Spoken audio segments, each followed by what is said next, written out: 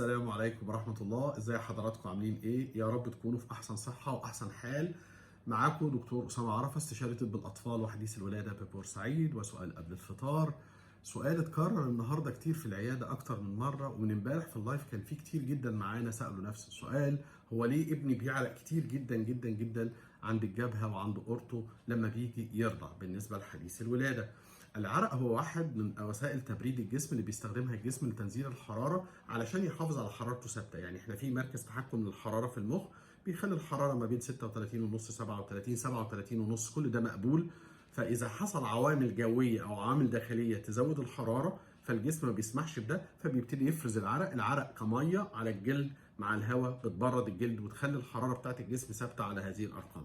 طب إيه الأحوال اللي هتخليها تزيد؟ في شويه احوال كده بتؤثر جدا على زياده العرق، من ضمنها المجهود. لان الطفل لما بيبذل مجهود المفروض ان المجهود ده بيطلع طاقه، الطاقه دي بتطلع حراره، الحراره بيبقى زياده، الجسم مش هيعديها الرقم الطبيعي بتاعه فهيبرد عن طريق افراز العرق. اللي حصل في ال 48 ساعه الشكوى متكرره ليه؟ لان كل الاطفال في الفتره دي لابسين نفس اللبس اللي كانوا بيلبسوه في الشتاء والجو بدا يبقى حر. مش معنى كده ان احنا هنصيف، بس لازم نخفف نسبه اللبس شويه، ولازم نقدر مجهود الطفل اثناء الرضاعه، لان الطفل بيبذل مجهود غير عادي في الرضاعه كأن واحد بيلعب رياضه او بيجري.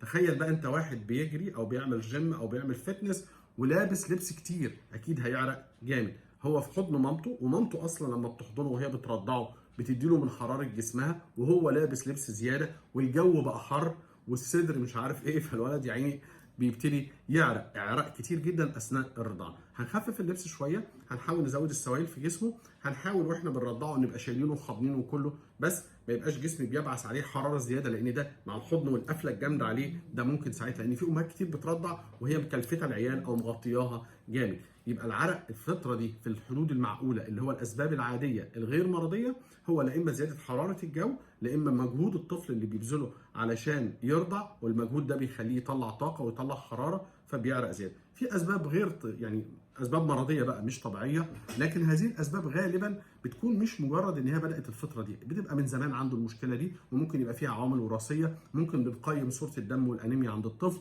ممكن بتقيم وظائف الغده الدرقيه عنده، واشياء تانية كتيره قوي. لكن الغالب اللبس مهم جدا، انه يبقى لبس مش تقيل قوي، المجهود اللي بيبذله عادي بيقدر في وقتها، الاوضه اللي قاعد فيها ودرجه حرارتها مهم قوي نحافظ على درجه الحراره ما كنت، لان الجو فعلا بدا يبقى سخن بقاله يومين. لكن دي مش حالات مرضيه، ده مجرد ارتفاع درجه حراره الجو مع زياده اللبس مع المجهود اللي بيبذله مع الرضاعه، بيحصل العرق الشديد اللي احيانا اثناء الرضاعه. اطيب تمنياتي لحضراتكم والاطفالكم بالصحه والعافيه، وشكرا.